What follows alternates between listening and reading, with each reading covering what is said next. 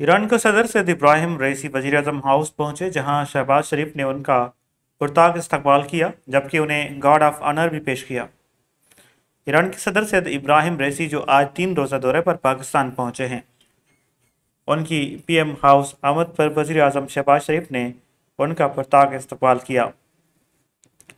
उस मौके पर एक पुरवकार तकरीब में ईरानी सदर को गार्ड ऑफ ऑनर भी पेश किया गया। सैयद इब्राहिम रईसी ने वज़ीर-ए-आज़म हाउस में गार्ड ऑफ ऑनर का मुआयना किया।